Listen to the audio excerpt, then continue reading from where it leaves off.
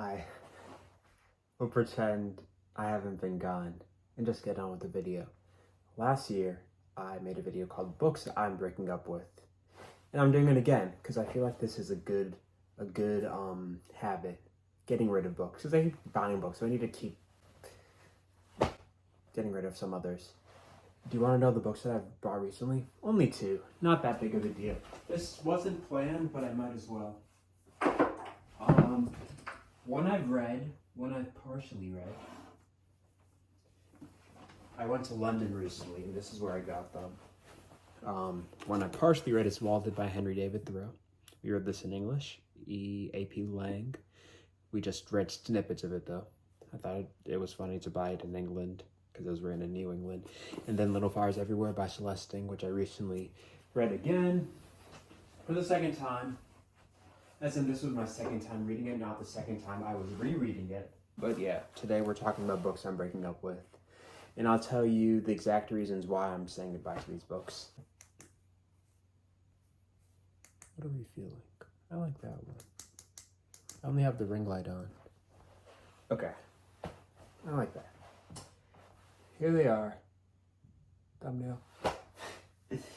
Let's start at the top. These are these books are books that I've read this summer. Some are books that I've read this year. Some are books I've never read. But this is actually the most recent book that I finished. It's called Books for Living by Will Schwab. I don't know how to pronounce that last name. Schwab. Just because I'm donating this doesn't mean I didn't like this book, because I really, really like this book. It's about reading. He talks about books that impacted his life. I love the introduction of this. Kind of pinpoints why I read, essentially. It's just so good. I just think I'm not going to read it again, and someone else deserves to have this book. I got this from a library book sale for $2. There used to be a sticker. Now there isn't. But yeah, really love this book. Really like this book. I just don't need it. So, let's go. Then we have Posthumous Memoirs of Kebab. This book is actually mentioned in Books for Living. I tried to get through this. I really did, but I wanted to stop, so I did. Sorry, that's kind of a TikTok reference. I really wanted to enjoy this book, and I started it, but I was just uninterested, and I'm at the point in my life that I DNF pretty quickly if I'm not enjoying it. So, someone else can read this. Maybe I'll try reading it again in the future, maybe not. Monster by Walter Dean Myers. I've been wanting to read this book for so long. I recently read it in one day. It was fine. It's like in the format of a screenplay. It's about a person that is in jail, and he goes through court. There's a movie with lots of people in it. I'll be watching the movie. This was fun. I just don't need it. I didn't like it enough to keep it. This is Citizen by Claudia Rankine. I won't talk too much about this book because I talk about it in a video that isn't out yet.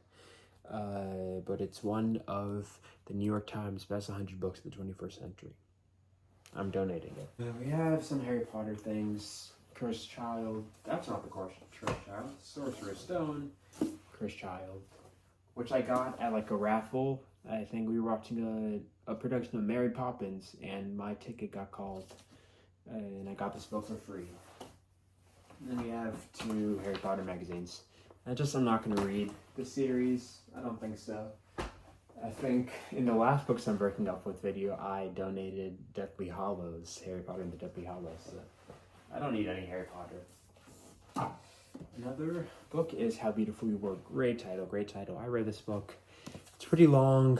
It's like an environmental novel set in Africa. It was kind of interesting. I liked how the book was written a lot in the perspective of like a community. The pronoun used is we, like we did this, not a specific person. It's interesting, but like I'm not gonna reread it. I didn't enjoy it, I would say. So yeah. Indivisible by Danielle Lamont. I did like this book. Read this near to the beginning of the year. It is about deportation.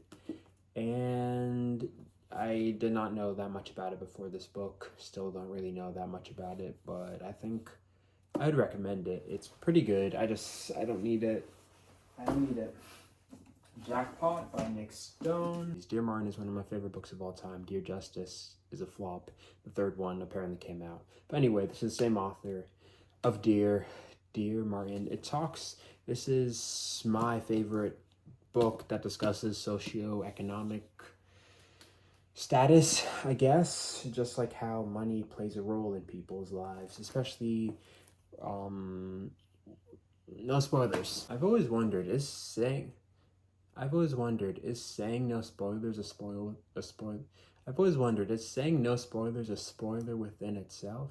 Anyways, Lady Justice by Dahlia Lithwick. This is pretty cool. It's actually signed by the author. I got this from a library bookshelf sale for Breast Cancer Awareness Month for like $2. It's for someone named Andrea. That's not my name. It's about the woman, the law, and the battle to save America. Just talks about different women lawyers. It's a pretty interesting book, kind of. But I'm not going to read it again, and I think someone else, maybe someone going into law, maybe a woman, would be more interested. I could give this to one of my friends, actually. I'm going to give this to one of my friends. Stamped by Jason Reynolds. Pretty, basic, sounds like the wrong word, but like I know everything in this book, information-wise. Moving on.